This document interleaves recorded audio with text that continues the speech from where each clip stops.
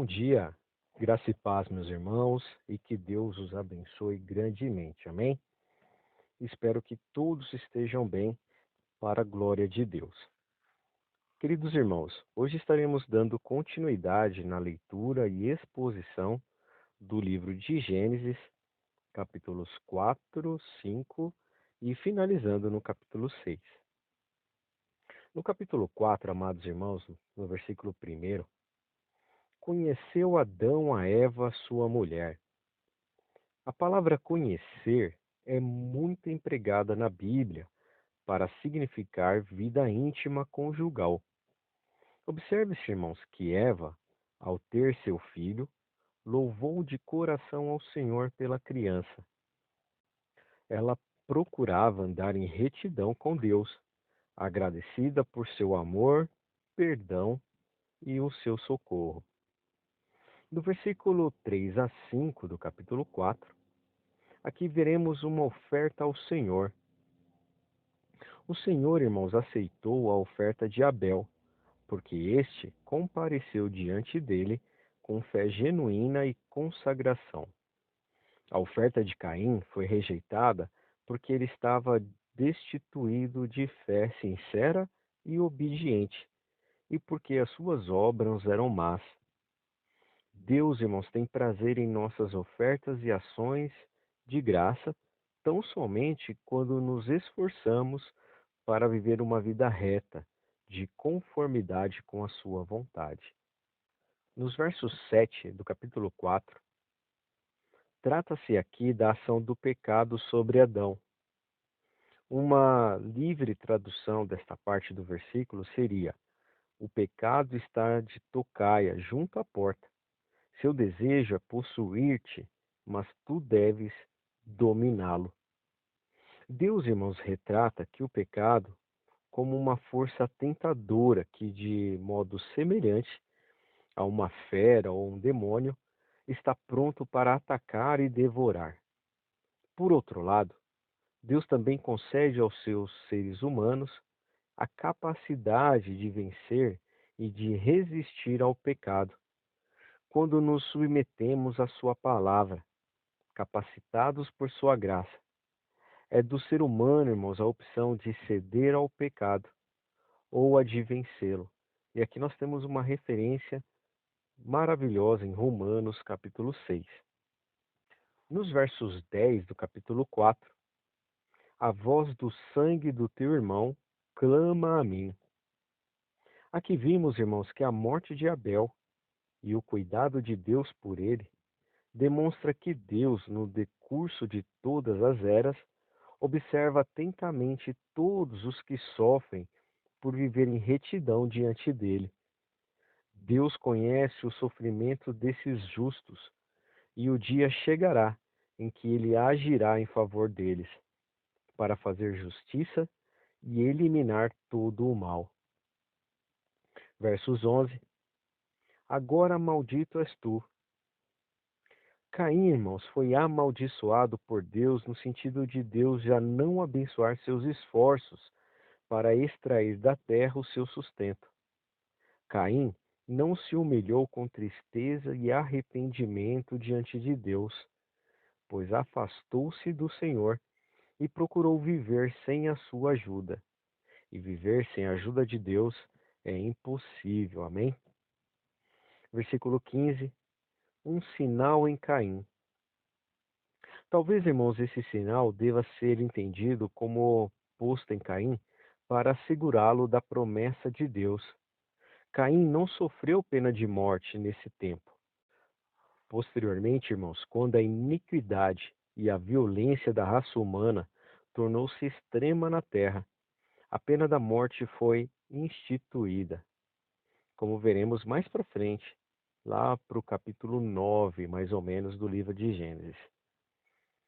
Versículo 16, irmãos, saiu Caim de diante da face do Senhor. Caim e seus descendentes foram os cabeças da civilização humana, até hoje desviada de Deus. A motivação básica de todas as sociedades humanistas está em superar a maldição, buscar o prazer e reconquistar o paraíso. sem a submissão a Deus. Em outras palavras, irmãos, o sistema mundial fundamenta-se no princípio da autorredenção da raça humana, na sua rebelião com Deus. E isso é um grande erro. Versos 17, irmãos, Caim e a sua mulher. Aqui vimos que Adão e Eva tiveram outros filhos e filhas. Caim, portanto, deve ter se casado com uma das suas próprias irmãs.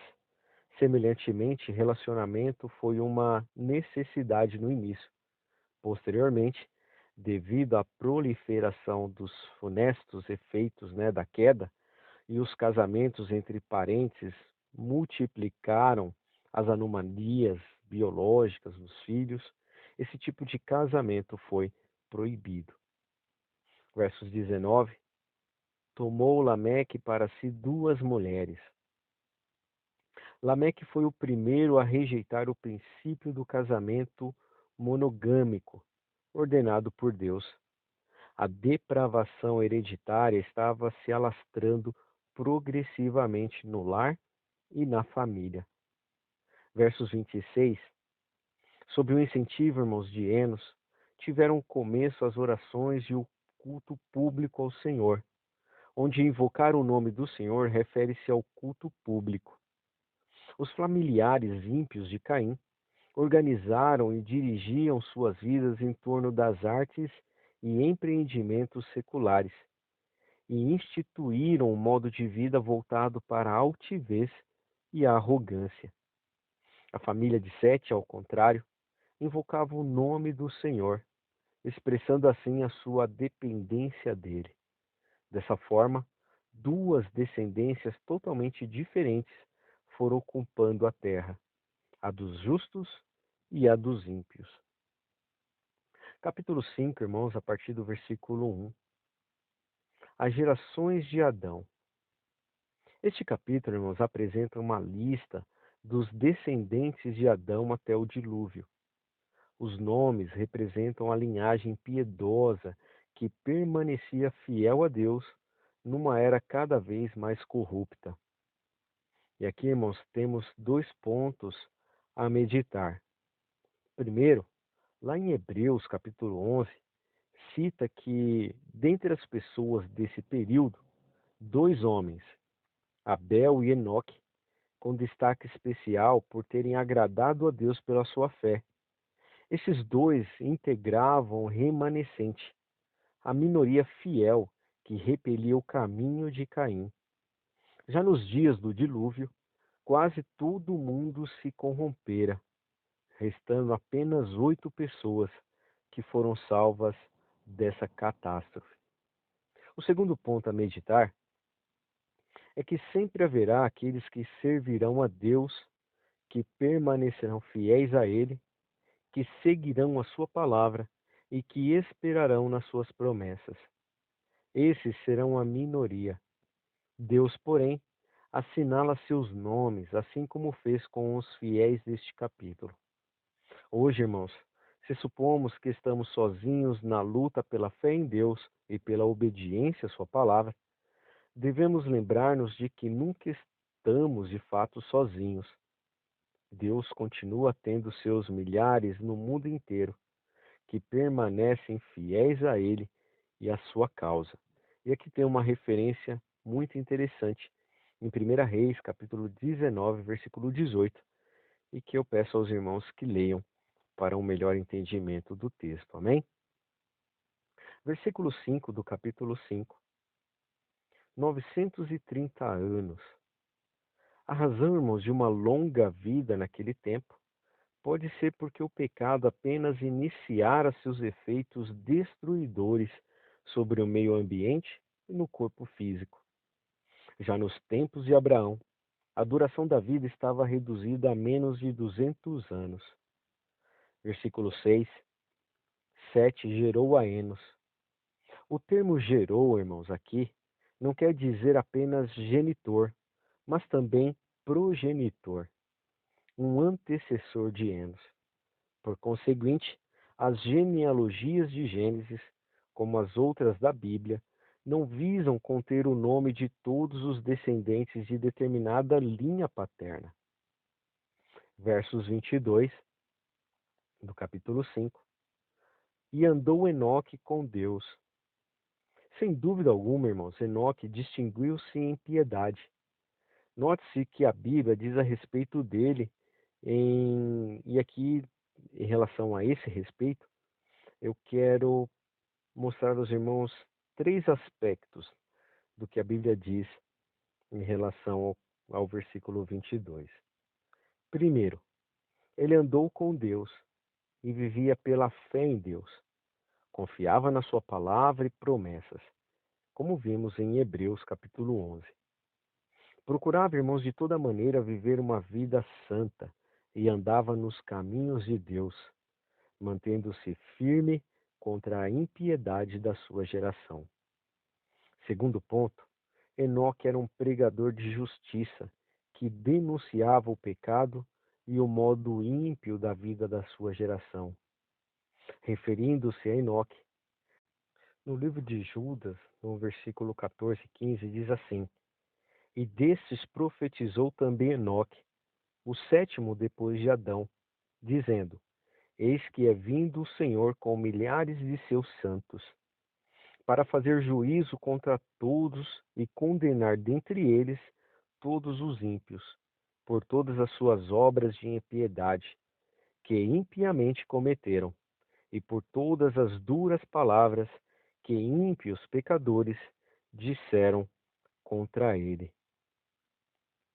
Aqui vemos, irmãos, que ele clamava contra a impiedade e a imoralidade e advertia as pessoas de que Deus ia trazer um julgamento sobre os homens e as mulheres pelos seus atos ímpios.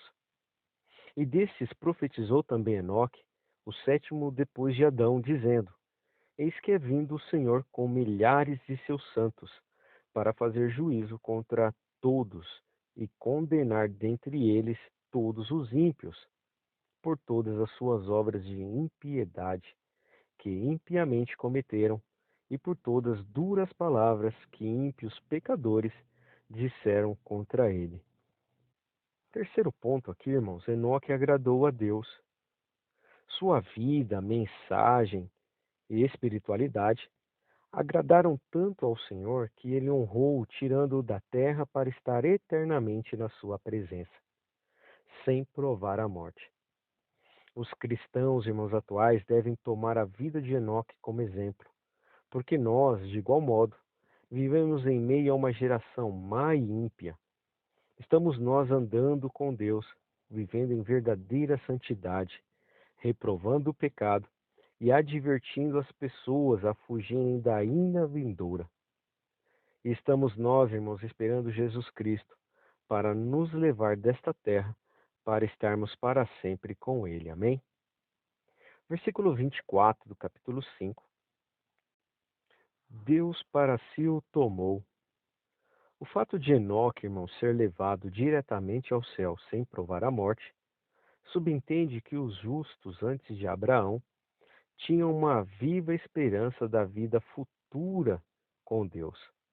E aqui nós temos algumas referências: Hebreus capítulo 11, versículo 5, Jó capítulo 19, versos 25 e 26, e 2 Reis capítulo 2, versículos 10 e 11. Amém? Iniciamos então, irmãos, o capítulo 6 de Gênesis, a partir do versículo 2. Aqui vimos falar sobre os filhos de Deus. Esses filhos de Deus, irmãos, sem dúvida, eram os descendentes da linhagem piedosa de Sete. Eles deram início aos casamentos mistos com as filhas dos homens, mulheres da família ímpia de Caim.